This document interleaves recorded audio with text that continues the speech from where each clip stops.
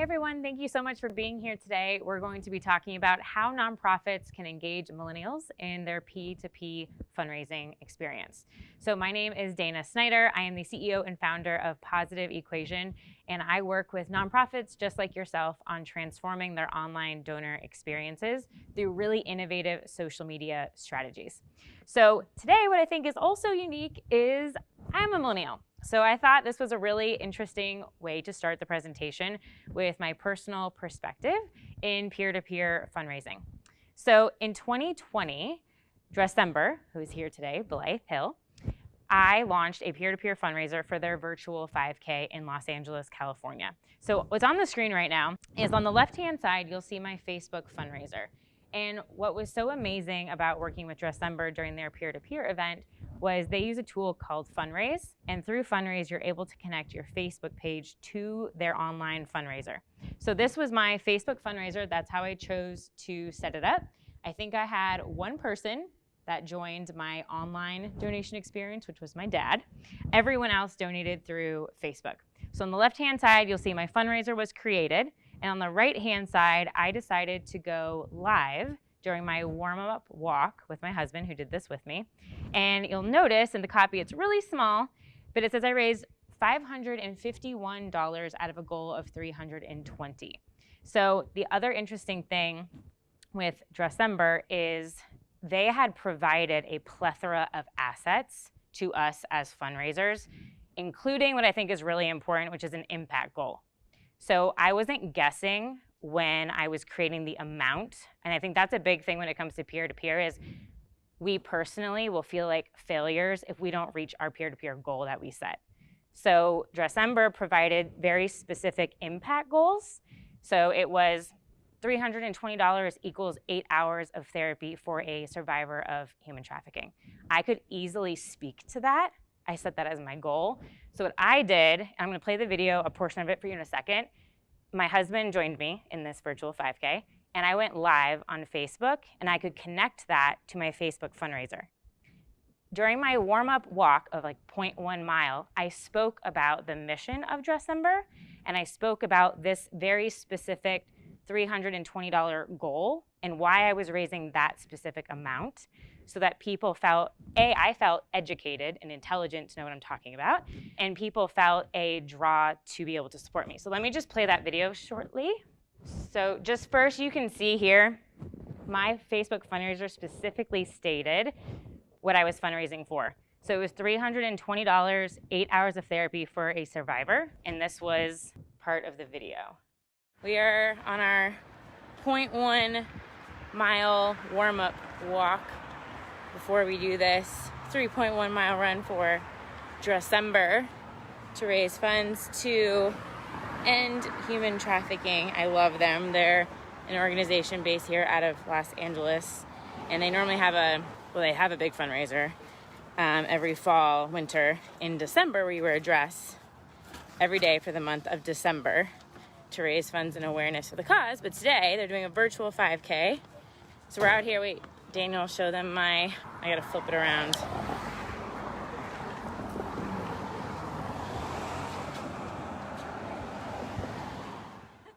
And so what was happening, if I was to fast forward, people in real time, right, are joining my live video. And you can see on the right-hand side, awesomeness on display. Hi, Dana, love this. Cheryl actually works for November. And people were donating in real time, and so I could thank them in real time. So it was this immediate conversation that I was having. By the time I ended my run, I had already fulfilled my fundraiser goal. And I over-excelled. I think it was $515. $551 raised of $320.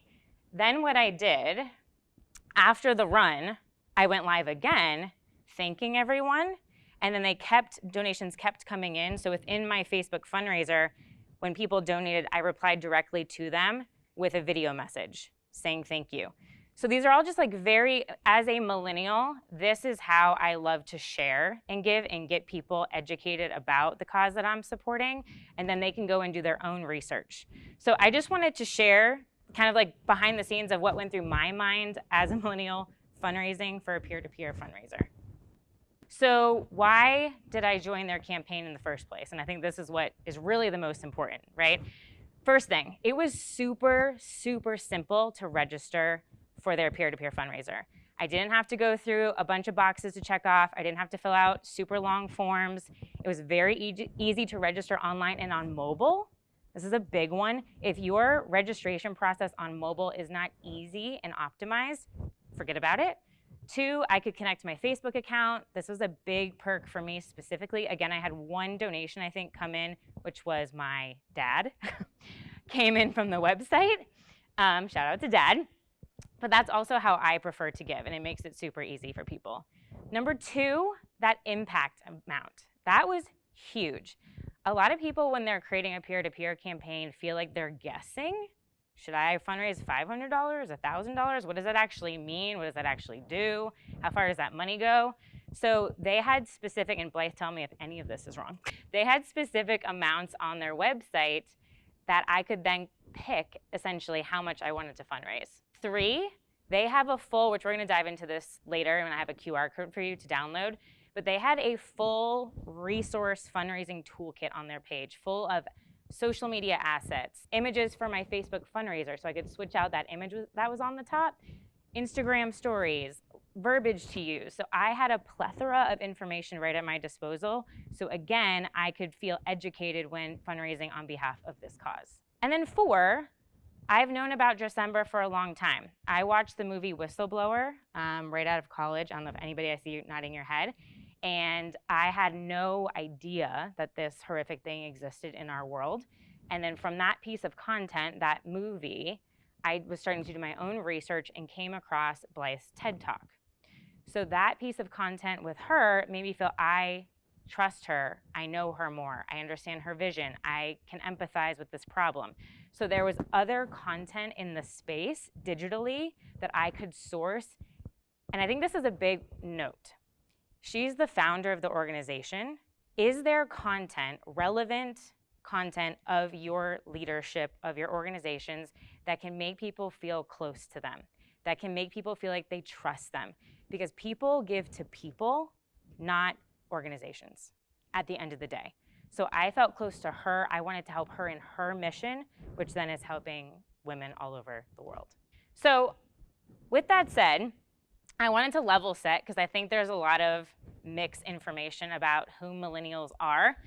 And this kind of goes to prove it. Lots of people think we are lots of different ages.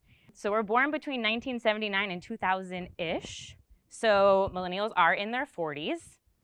So 22 to 40 years old. I think there's still this mentality that they're like, oh, they're still like 22. Nope. We're actually much older than that now. And in 2019, we did surpass baby boomers, and I think now surpass Gen Z about 72 million population-wise. So we're also pretty vast. And then what have we gone through? I think we forget about the audience that we're looking to serve as well. What has this generation experienced, right? We grew up with AIM, right? Who remembers those away messages that were like so emo and emotional? I think I was breakaway 3179 after Kelly Clarkson. Thank goodness that's not my email address anymore. I don't think I would get any business with that. We grew up with iPod Touch. I remember getting this as a present, right? We were around when iPhones first started. We also remember the Facebook. We were the first people to join. I remember putting in my college.edu email address to be able to get access. We forget about like the mentality of what we're about with social. We grew up during social media. 9/11, right? I was in 7th grade when 9/11 happened. I was in Sarasota, Florida, actually, where the president was at the time. So we have a very different perspective on the world because of that. My dad traveled all the time. I remember going straight, do you remember going straight to the gate? You could walk straight to the gate to greet someone from the airport. So I remember the change of security in our country. Bankruptcies, foreclosures, 2008. Right? I remember this going into also when I was in college. I remember my parents fortunately helped pay for a majority of my college, and then I took out a loan my senior year because my dad was in construction business. So it's like also the lived experiences of a generation are really interesting to think about when you're creating content, when you're thinking through your language, your marketing materials, your messaging. think about the mindset of what this generation has experienced. So now let's talk about wealth of this generation. This kind of threw me for a loop, to be honest. There's 816,000 millionaire millennials. That's a lot. Now, I will say part of this is probably because of the crypto boom, actually a large part probably. In 2020 alone, millennials made up for nearly 20% of the stock market's trades. That's probably even gone up now. And the average millennial donates to 2 to 3 different organizations. I am a monthly supporter of 3 nonprofits, so this is a true fact, personally. So these are a couple of just really interesting stats of what's happened throughout the pandemic. 3 out of 4 millennials have donated during the pandemic. Meet the typical millennial millionaire in America who has a real estate portfolio of 1.4 million. Who is that person? I wish I was that person. How millennials and Gen Z are revolutionizing the philanthropic world. So I think also don't discount these people. They are givers, they are generous, but how do they give might be typically different than what we consider for our boomers, right? And then why do they give? So thinking through the psychology. So I thought this was really interesting. We are living in a time where we really care about our personal brands. We want thought leadership experiences. 84% of millennials see giving as an opportunity to demonstrate leadership in their communities. They want to join boards. This helps with their resume. They want to be seen. They want to be in the press. They want to have video content, right? Also, the peer-to-peer effect is huge specifically for that reason. If we want to be seen and we want to be of a certain stature, then showcasing that we're doing something good. I mean, call myself out. I did a Facebook fundraiser. That's showing all of my friends on Facebook that I'm doing something good, right? And hoping that kind of spreads the pass it forward effect. So with peer-to-peer, I know it's really small in here, it says 43% encourage their family or friends to donate to the same cause. 40% donated through social media, showing support for someone they do know. So that would be like Blythe donating to me because she knows me. 39% though donated through social media, showing for support someone they don't even know. That's crazy. That's crazy. So I come across Daniel's Facebook fundraiser. I don't know who you are. Hi, Daniel. Nice to meet you. And I feel enthralled to give to your cause. That's kind of amazing. But we feel some sort of empathy. I mean, look at what's happening now in the world with Ukraine, right? Everyone is fundraising on behalf and rallying behind people we don't know, but we feel called to and feel empathy for. So why do millennials give specifically? So I decided to poll my friends. So I asked on Facebook and LinkedIn and Instagram for my friends to tell me, why do you give? Why do you give to a nonprofit organization? And these were directly some of their answers. Personal connection to the cause. I can totally relate to this. Movember does work with testicular cancer, prostate cancer, mental health, and suicide prevention. And my dad I was working alongside with them during a digital campaign in 2019. At the same time, my dad got diagnosed with prostate cancer. So even more so from the work that they are a wonderful community to be experiencing that with and to give resources, but my personal connection to the cause forever changed from that moment. 2, organization has impacted me in some way, so I want to give back to them, kind of the same. Donating gets you a nice perk like access to fun fundraising events. Shout out to anybody that does good fundraising events. They usually have an immediate impact locally, and you know what they're raising money for and who will benefit. So that was interesting to a local tie. So they're more willing to give to organizations that they know or they can see the impact happening. This one on the bottom left, being part of a larger cause and knowing the impact and difference the nonprofit makes is extremely important to me. The more I give, the more I am aligned with my core values.